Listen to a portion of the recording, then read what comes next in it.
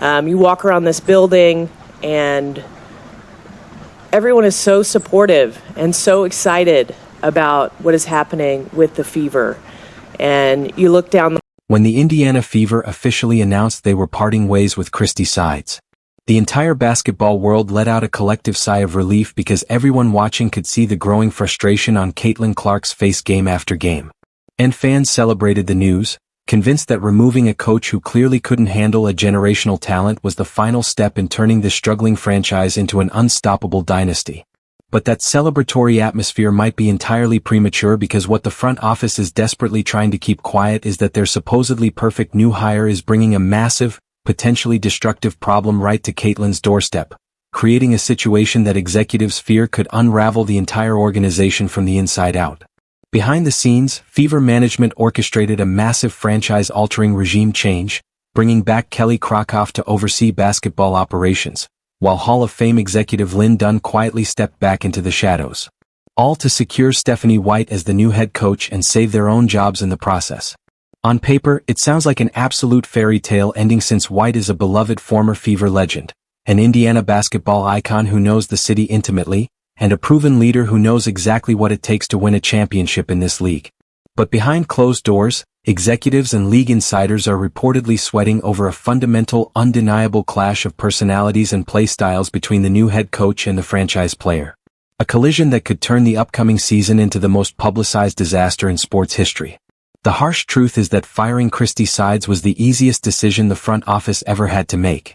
But fixing the deep-rooted underlying issues in Indiana without breaking the spirit, creativity, and marketability of their billion-dollar franchise player is a puzzle that might be literally impossible to solve. And to understand exactly why this new partnership is a ticking time bomb waiting to detonate, you have to look closely at exactly what happened the last time Stephanie White shared a basketball court with Caitlin Clark.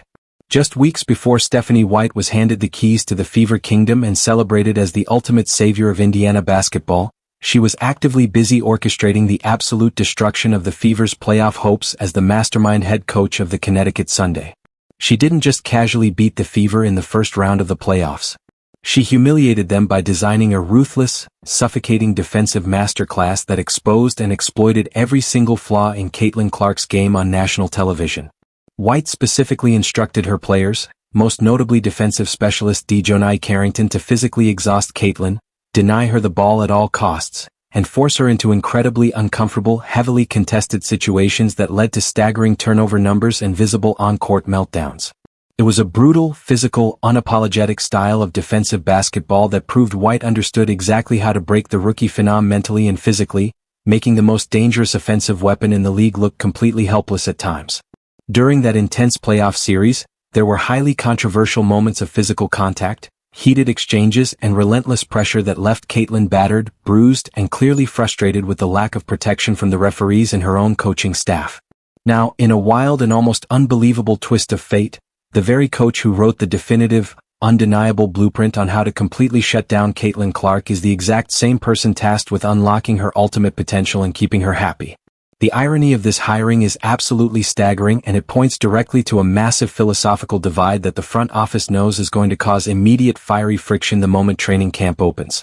Stephanie White's entire coaching identity, built over years of grueling WNBA experience, is founded on intense defensive pressure, gritty half-court execution, and absolute unquestioned discipline on every single possession.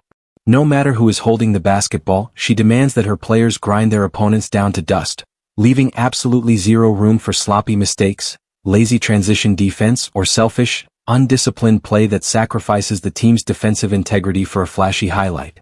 But anyone who has watched Caitlin Clark play basketball since her historic days at the University of Iowa knows that her undeniable superpower is the exact opposite of strict discipline.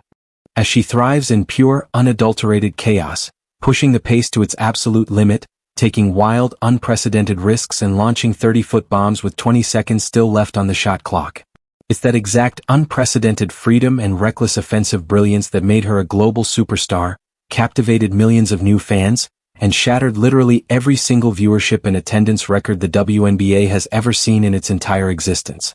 She operates entirely on instinct, emotion, and momentum, which routinely results in jaw-dropping highlight reel plays that dominate social media, but also leads to staggering turnover numbers, questionable shot selection, and undeniable defensive lapses that would make a traditional coach pull their hair out. Under the previous regime of Christie Sides, Caitlin was given an incredibly long leash because the former coach was visibly terrified of restricting her star player, knowing full well that upsetting the delicate balance of a fan base that was only tuning in to see number 22 shoot the lights out could cost her job.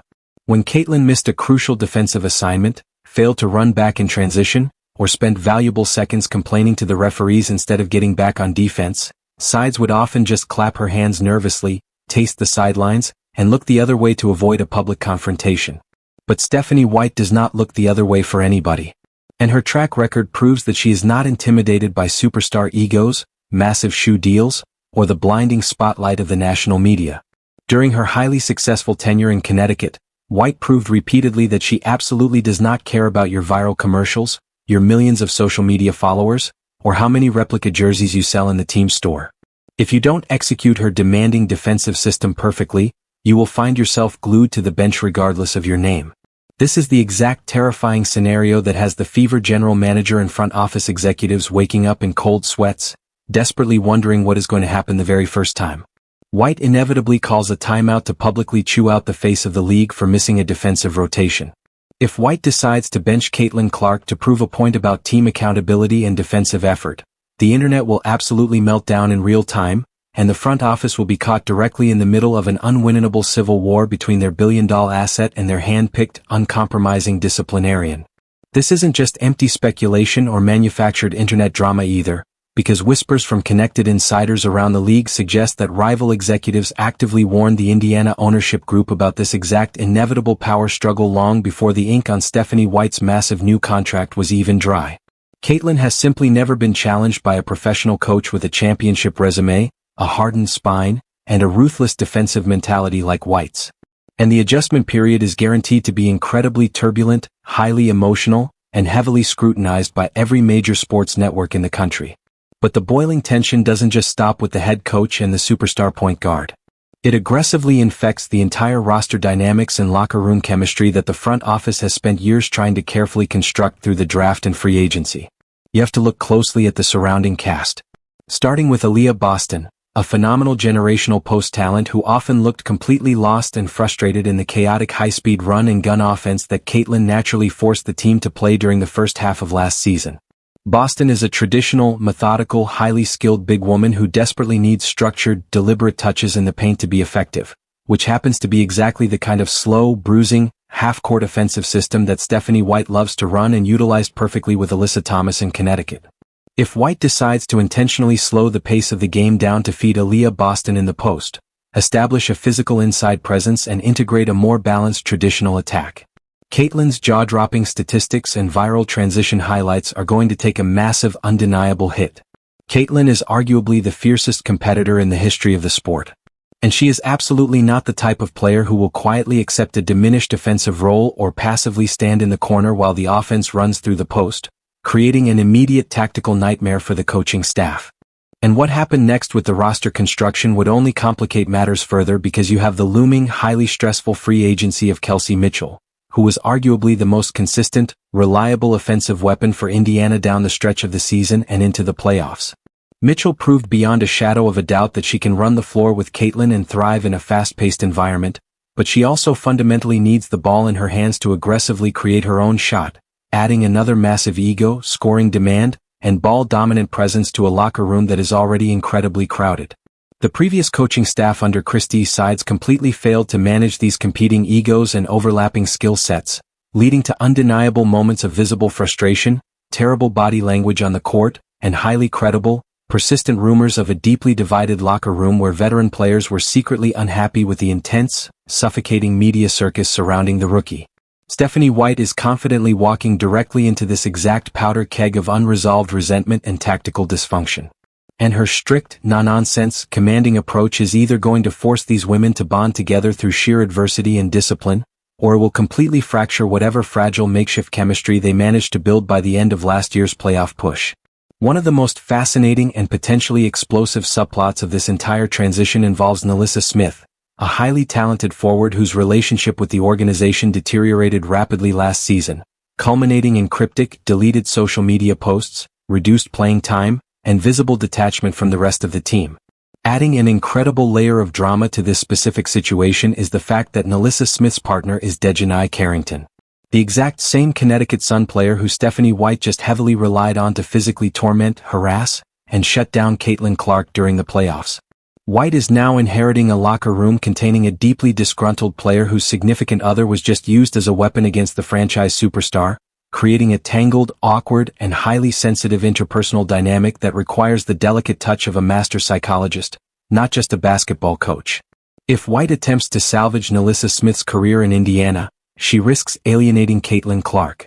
But if she immediately casts Smith aside to appease her point guard, she risks sending a dangerous message to the rest of the locker room about who truly runs the organization behind the scenes. Waiting nervously in the shadows behind all of this unprecedented locker room drama is a front office that is entirely out of excuses.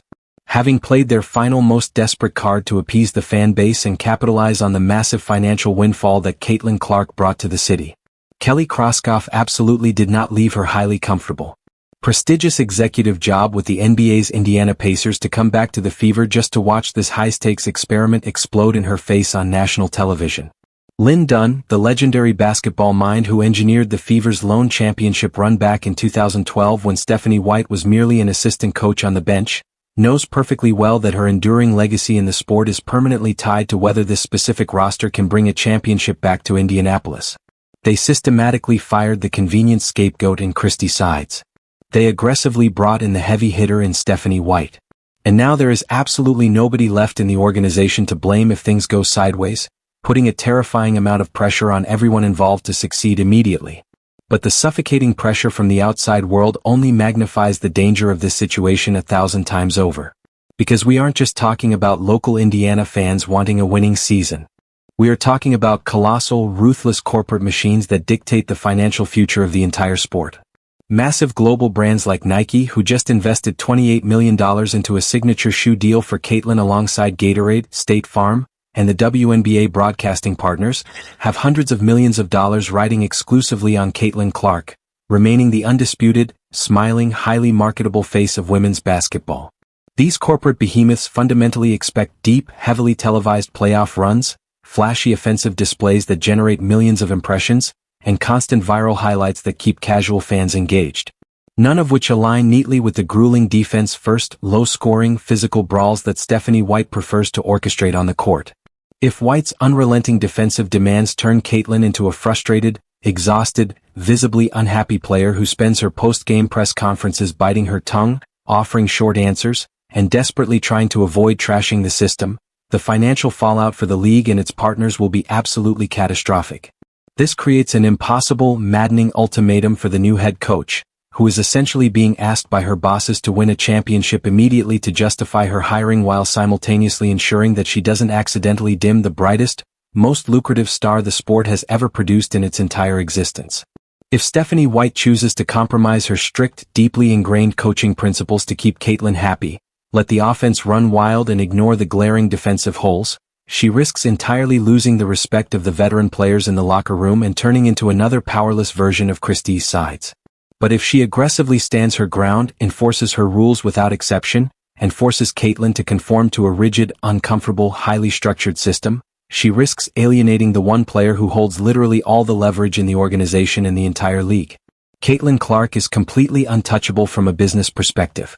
And if a toxic power struggle eventually forces the Indiana ownership group to choose between their brilliant new head coach and their golden ticket to financial dominance, Stephanie White will be packing her bags and leaving town faster than anyone could possibly imagine.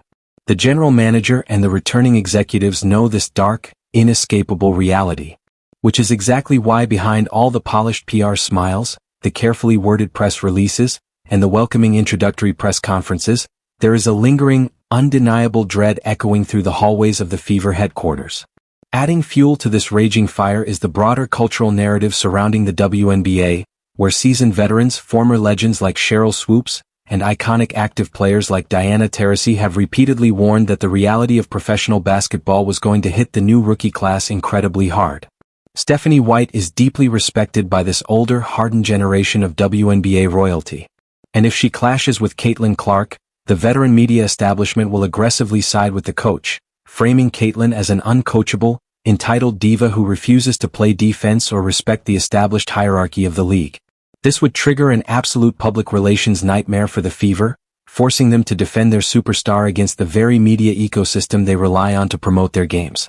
While internal trust between the coaching staff and the players completely disintegrates in front of the cameras, every single practice, every single timeout, and every single substitution during the upcoming season is going to be hyper-analyzed by body language experts, social media influencers, and sports talk show hosts actively looking for the slightest hint of friction between the uncompromising.